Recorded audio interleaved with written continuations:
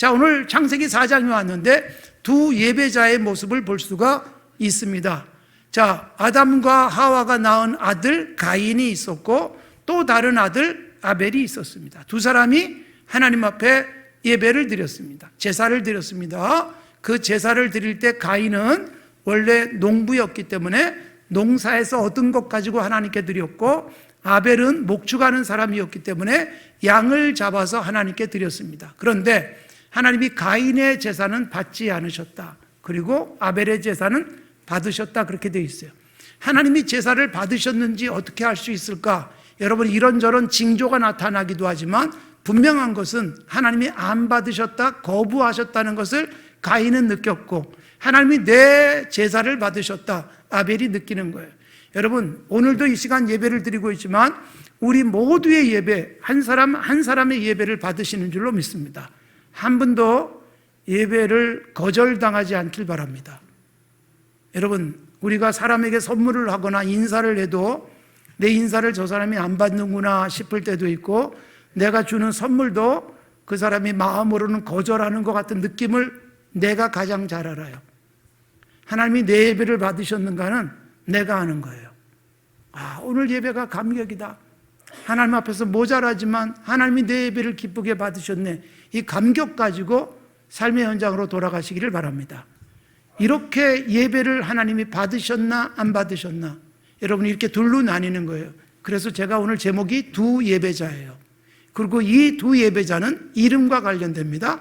그래서 두 예배자, 두 이름이라는 제목을 잡았습니다. 자, 여러분, 가인과 아벨의 모습을 보시기 바랍니다. 이들이 예배를 드렸는데 한 사람의 예배는 하나님이 받으셨고 한 사람의 예배는 하나님이 받지 않으셨습니다.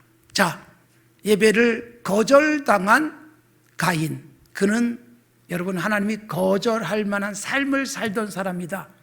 이게 창세기 4장에서 보여주는 것인데 뒤에 가서 조금 더 구체적으로 말씀을 드리겠습니다. 하나님께서 예배를 받지 않자 여러분 결국 가인은 하나님을 떠납니다. 그래서 오늘 본문에 16절에 이렇게 되어 있어요. 가인이 여호와 앞을 떠나서 그랬어요. 가인이 여호와 앞을 떠났다는 말은 물리적 공간을 떠났다는 의미로 해석하지 마십시오. 심정적으로, 영적으로 떠난 거예요. 무슨 말이냐? 이제 하나님 없이 살겠어, 난 하나님 필요 없어, 하나님 없다고 생각하고 살 거야, 이런 마음이었을 겁니다. 우리도 신앙생활 하다 보면 가끔 이런 속상함이 있을 수 있어요. 하나님이 정말 계신 거야? 이렇게 고민이 될 때도 있지만, 그러나 하나님을 떠나시지는 않잖아요. 그런데 가인은 완전히 떠났어요. 자기 힘으로 살아보겠다, 이렇게 생각을 한 것입니다. 그런데 여러분, 가인이 하나님을 떠나자마자 제일 먼저 한 것이 뭐냐? 내 힘으로 살겠다, 그래서 성을 쌓습니다. 여러분, 우리가 성을 쌓는다는 것은 어떤 의미인 줄 아시죠? 자기 방어 본능이에요. 여러분, 왜 가인은 성부터 쌓았을까? 우리가 4장을 읽으면서 심리적으로 분석을 하면 그거예요. 가인이 아벨을 죽였잖아요. 누군가를 공격하고 누군가에게 해를 입힌 사람은 다른 사람도 나를 공격할 수 있다고 여기는 거예요. 그래서 누가 잘 속을까요? 남을 속이지 못하는 사람이 잘 속아요. 누가 절대로 안 속을까요? 남을 잘 속이는 사람은 죽어도 안 속으려고 했습니다. 내가 속이며 살기 때문에 남도 나를 속일 것이라고 생각하고 방어를 하는 거예요. 사실 많이 속는 사람이 착한 사람이에요. 속자는 말씀은 아니에요. 무슨 뜻인지 아시지 않습니까? 그러니까 남을 공격해서 죽인 가인은 성부터 쌓았어요. 자기 보호. 여러분, 우리가 살다 보면 성을 쌓는 것 같은 우리의 모습일 수 있어요. 울타리를 쌓는 거예요. 내 영에게 들어오지 마라, 나의 안전을 위해서. 여러분, 고대 세계에만 성을 쌓는 게 아니라 오늘 현대 사회에서도 우리는 성 쌓고 살아가는지 몰라요. 우린 잠금 장치를 철저하게 하고, 심지어 여러분 아파트 단지 안에 살아도 어떤 아파트 단지는 아무도 못 들어가게 하는 아파트 단지들이 있습니다. 심지어 여러분 배달하는 택배차도 못 들어가게 하고, 오토바이가 들어갈 수 없도록 하는 경우들도 있습니다. 그래서 이렇게 저렇게 사회에 이슈화되는 경우들이 있어요. 누구든지 들어오지 못하게 하는 우리들만의 공간. 최근에 콘크리트 아파트라는 영화가 나왔었잖아요. 그 영화에도 그런 것들이 나옵니다. 지진이 나서 다 죽는데, 다 무너졌는데, 여러분, 우리 아파트만 무너지지 않았어요. 그래서 우리 아파트를 사수하는 거예요. 못 들어오게 하는 거예요. 그런 아주 이기적인 인간의 그 말초적 신경을 우리가 보게 됩니다. 이런 생각이 우리에게 있는 거예요. 누구도 내 영역에 들어오지 못하게 하겠다. 내가 나를 지키겠다. 그래서 아주 강력한 잠금 장치를 하기도 하지만 거꾸로 보면 내가 스스로 갇히는 것일 수 있어요. 가장 행복한 상태란 뭐예요? 울타리 없이 살아가는 거고, 누구든지 내 마당에 들어올 수 있고, 누구든지 서로 만날 수 있는 세상이 가장 좋은 세상이지 않겠습니까? 죄를 짓고 나니까 이렇게 남에게 폭력을 행사하고 또 폭력화된 세상 속에서 내가 나를 방어하기 위한 노력을 하는 것입니다. 그러면서 가인은 스스로 갇혀요. 이렇게 성을 쌓습니다. 성이 나를 보호해 줄 것이다 라고 생각하는 거예요. 하나님을 떠나고 나니까 인간의 힘으로 나를 지켜야 되는 거예요. 그래서 여러분, 하나님을 철저하게 신뢰하지 않는 사람들은 무장을 많이 합니다. 하나님을 믿지 않는 사람들은요, 손에 칼을 쥐고 사는 거예요. 하나님을 철저하게 믿는, 그래서 이스라엘 백성들에게 군대를 많이 키우지 말라고 명령을 하세요. 왜요? 군대로 나를 지킬 수 있는 게 아니다. 하나님이 지켜주신다.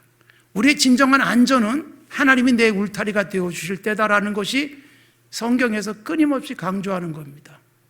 손에 칼을 들고 살지 않기를 하나님께서 원하시는 거예요. 우리의 성은, 우리의 울타리는, 우리의 안전은 주님이 지켜주신다. 이 신앙 속에 살아갈 수 있기를 바랍니다. 가인은 성을 쌓습니다. 그리고 나를 안전하게 지키려고 했습니다. 그 다음에 또 하나가 있어요. 성을 쌓은 다음에 성에 이름을 붙여요. 근데 그 이름이 뭐예요? 에녹이었습니다. 자기 아들의 이름이에요. 여러분, 사람마다 자기 이름을 내고 싶어 하는 욕망이 있어요. 그런데 내 이름은 제대로 내지 못하면 내 아들 이름이라도 잘 내려고 애쓰는 겁니다. 최고의 효도는 아버지가 자기를 자랑하게 만드는 것일지도 모릅니다. 우리 아들이 누구다고 이름만 얘기해도 사람들이 알아주면 그 아버지로서는 뿌듯할 수 있어요. 그러니까 여러분, 이름을 높이는 게 오늘날 우리가 살고 있는 세상의 모습일지 모릅니다. 그런데 여러분, 자기 이름을 높이는 거예요. 인간의 이름만 높이는 거예요. 그래서 죄를 짓고 난 다음에 하나님의 이름과는 상관없는 인간의 이름에 영광을 돌리고 인간이 존귀해지려고 애를 쓰는 것입니다. 역사 속에서 끊임없이 이런 모습들은 나타났어요. 하나님의 이름을 높이는 사람과 인간의 이름을 높이는 사람들의 대립된 성향들이 쭉 역사 속에서 온 거예요. 과학이 발달하고 인간의 이성이 발달하기 시작하니까 인간의 이름을 더 높이려고 애쓴 흔적들이 서양사의 흐름 속에 있습니다. 사랑하는 성도 여러분, 우리도 우리의 이름보다 하나님의 이름을 높일 수 있는 삶을 살아야 되는데, 여러분, 반대되는 사람들의 모습이 나와요. 그게 누구예요? 바로 아벨이 죽었어요.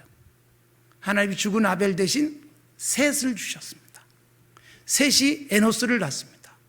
그리고 4장 26절 마지막 절에 보면 에노스가 태어났는데 그때에 비로소 사람들이 여호와의 이름을 불렀다, 그렇게 돼 있어요.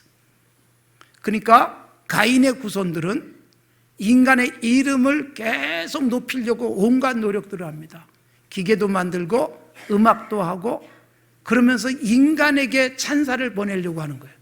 그런데 여러분, 이 가인의 후손들과는 달리 가인의 후손들 이야기를 쭉 보시면 막 성도 쌓고 기계도 만들고 음악도 하고 온갖 것들을 만들어내지만 아벨 대신 주신 셋은 뭘 했는지 전혀 나오지 않습니다. 단지 여러분, 셋이 에노스를 낳고 딱 한 가지가 4장에 나와요. 여호와의 이름을 불렀더라.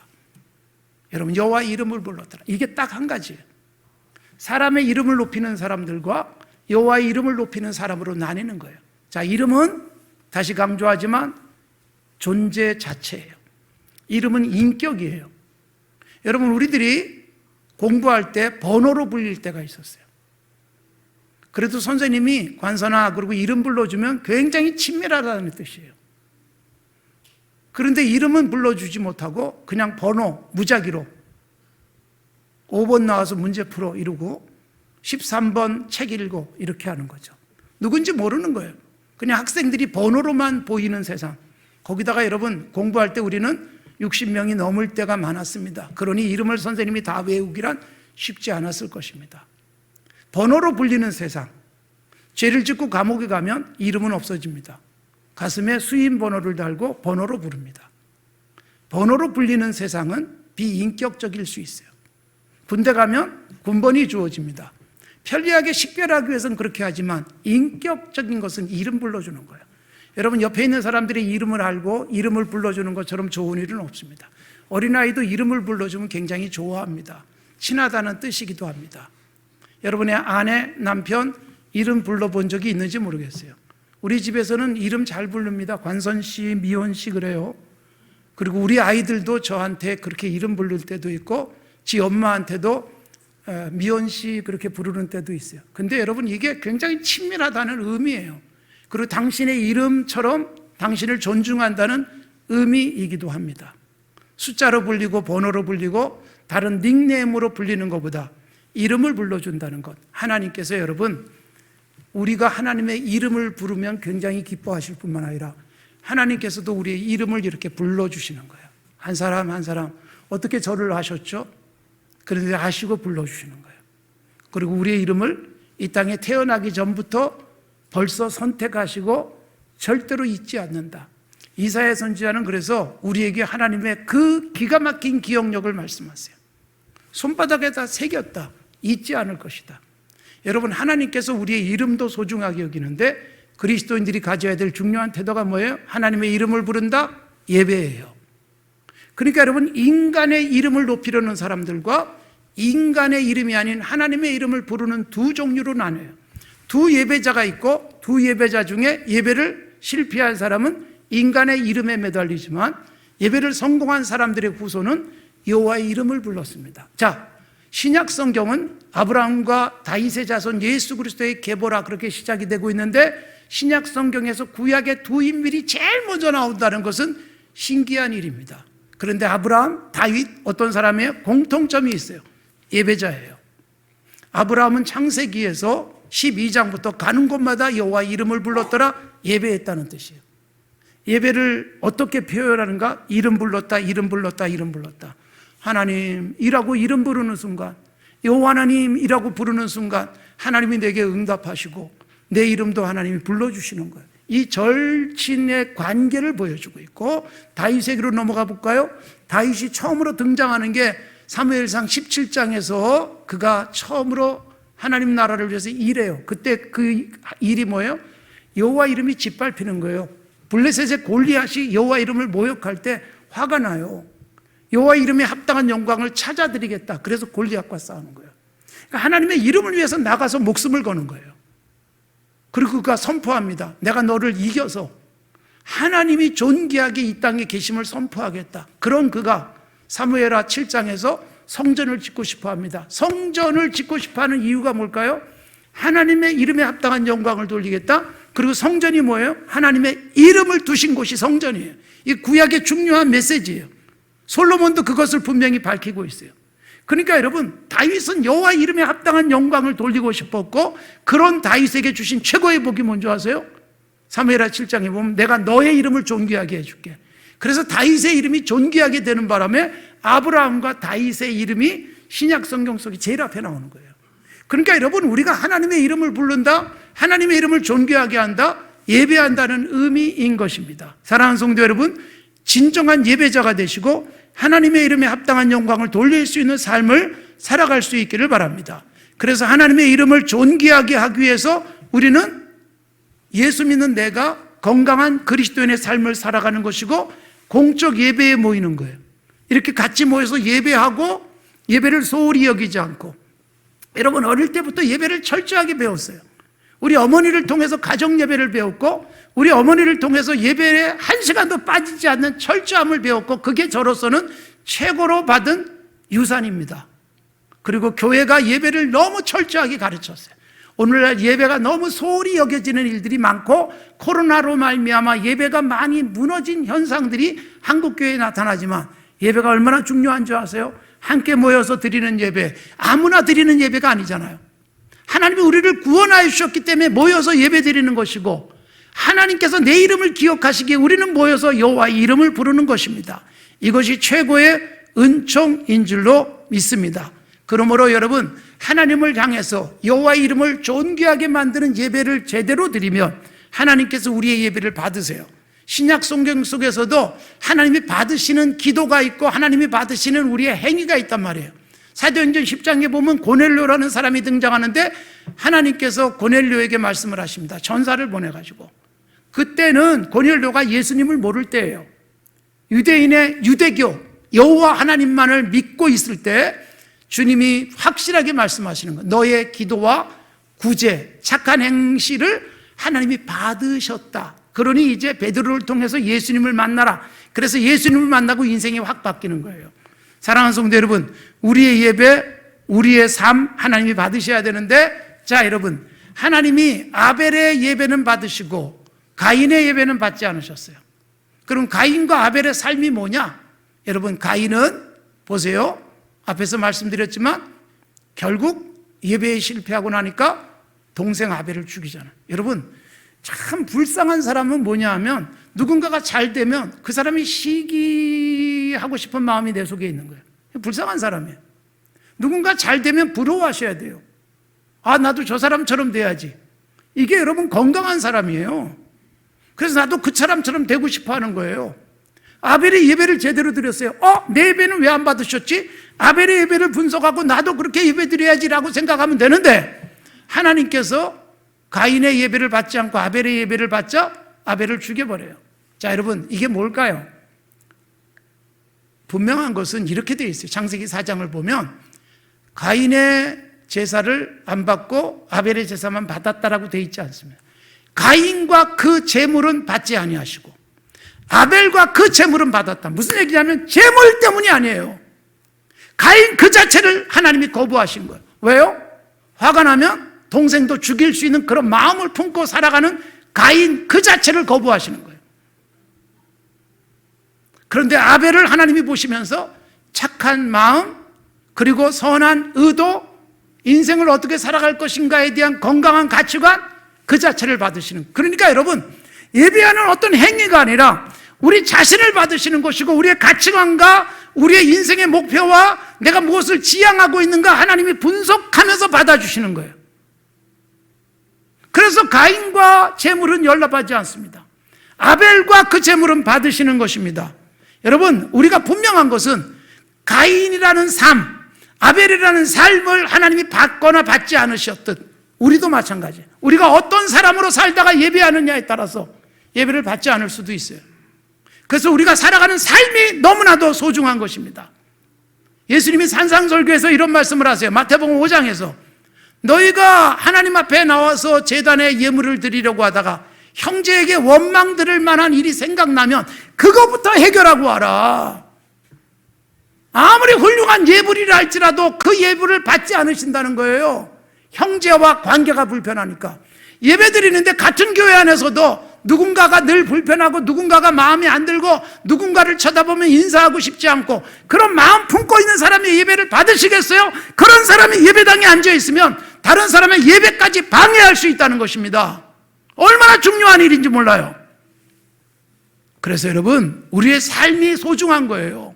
내가 하나님이 기쁘게 받으실 만한 삶을 살고 있는가? 그런 생각을 하고 살아가는가? 생각만 하면 항상 하나님이 기뻐할 만한 생각. 여러분, 생각 가지고도 하나님과 원수가 될 수 있다? 로마서 8장이에요. 생각만 가지고 하나님을 기쁘시게 할 수 있다. 로마서 8장에서 그 부분을 강조하는 거예요. 그러니까 여러분, 다윗이 성전 짓고 싶은 생각, 여호와 이름에 합당한 영광을 돌리고 싶은 생각을 하나님이 기쁘게 받으시고 다윗을 존귀하게 만들어 주신 거예요. 우리가 예배를 잘 드리면 하나님이 기뻐 받으시는데 우리의 예배는 먼저 뭐가 중요하다? 삶이에요, 삶. 기가 막히게 찬양을 멋있게 해도 마음속에 하나님을 찬양하고 싶은 생각은 전혀 없고 그냥 악보만 보고 예배하고 목소리만 좋아서 찬양한다면 하나님 받지 않는 것이죠. 그러니까 여러분, 우리가 살아가면서 내가 오늘 하나님 앞에 가서 예배 드리는데 예배 드릴 때 떳떳한가, 불편한 게 없는가, 이거를 따지고 살피는 것이 우선이에요. 이걸 제대로 살펴야 하나님이 기쁘게 받으세요. 물론 여러분, 나는 완전해서 예배 드리는 게 아니에요. 모자람이 있고 불편함이 있고 아직도 하나님이 기뻐하시는 수준에 올라가지 않았지만 그래도 내 삶을 반성하고 내 삶을 돌아보면서 하나님 앞에 진지하게 살기 위해서 애쓰는 그 마음 자체를 기쁘게 받으시면서 모자라지만 나의 예배가 하나님 앞에 수납되어지는 것이죠. 오늘 여러분 가인의 예배와 아벨의 예배, 두 예배자, 그들의 초점이 어디에 있느냐? 인간의 이름을 높이고자 해서 성을 쌓고 자기 아들 에녹이라는 이름을 붙여두고, 예배에 성공한 아벨의 대신 태어난 셋, 그의 후손 에노스, 여러분 그의 후손 속에서 나온 것은 예배를 성공하고 예배드리다 죽은 아벨처럼 여호와 이름을 존귀하게 여기는 후손들이 이어진 아벨과 그의 후손들. 그래서 둘로 나뉘는 거예요. 사랑하는 성도 여러분, 우리는 예배에 성공하고 계십니까? 실패하고 계십니까? 내가 잘 안다고 말씀드렸잖아요. 스스로 아는 거예요. 오늘 예배 성공했는지 실패했는지, 내 예배를 받으셨는지 하나님이 거부하셨는지 진정한 예배자가 되어주시기 바랍니다. 우리의 삶 속에 가장 중요한 게 뭘까요? 예배입니다. 예수님이 요한복음 4장에서 말씀하셨어요. 하나님이 찾으시는 사람이 뭐냐? 교회 와서 일 잘하는 사람, 교회 와서 노래 잘하는 사람, 교회 와서 헌금 많이 내는 사람이 아니라 예배하는 자를 찾으신다. 요한복음 4장에서 예수님이 분명하게 선포하셨고, 예수님은 이 땅에 계시는 동안에 하나님을 예배하는 태도로 사셨고, 최고의 예배, 예수님 자신을 하나님 앞에 제물로 드리면서 인간을 위해서 죽어주신 것, 이게 진정한 예배였던 것입니다. 사랑하는 성도 여러분, 온전한 예배자가 되시기 바랍니다. 예배 속에 빠지지 않아야 될 게 있어요. 그게 뭐예요? 감사예요. 구약의 제사가 왜 드린다고요? 죄사함을 받기 위해서 제사를 드려요. 신약의 예배는 어떻게 바뀌었어요? 나의 죄를 용서해 주신 것에 감사하면서 드리는 예배예요. 용서받기 위해서가 아니라 용서받은 것을 감사하면서 드리는 나의 예배. 그래서 여러분, 신약의 예배는 감사로 예배를 드리는 거예요. 그래서 시편에서도 계속 하나님께 감사함으로 제사를 드려라, 시편 50편 등에서 계속 말씀하고 있어요. 우리의 예배 속에 감사가 있고 하나님의 은혜를 헤아려 보면서 감격 속에 드려지는 예배라면 하나님께서 기쁘게 받으실 것이고, 그렇게 예배 드리는 사람에게 하나님이 놀라운 복이 임하는 거죠. 그래서 예배자 아브라함, 다윗, 예배 제대로 드린 사람들의 역사적 흐름과 예배를 망친 사람들의 흐름은 전혀 다르다는 것을 보여주고 있어요. 예배를 망친 자는 자기 인간의 이름을 내려고 애를 썼고, 바벨탑을 쌓고 우리의 이름을 온 세상에 퍼지게 하자고 했던 사람들처럼 인간의 이름을 쫓고 예배를 성공적으로 드린 사람들은 하나님의 이름을 존귀하기 위해서 내 삶을 조심하고 내가 하나님 기뻐하시지 않는 생각조차 하지 않으려고 애쓰는 삶을 살아가는 것입니다. 사랑하는 성도 여러분, 예배자가 되시고 우리의 일상 속에서 주님의 이름을 존귀하게 만들어가는 건강한 하나님의 사람들이 되시기를 바랍니다.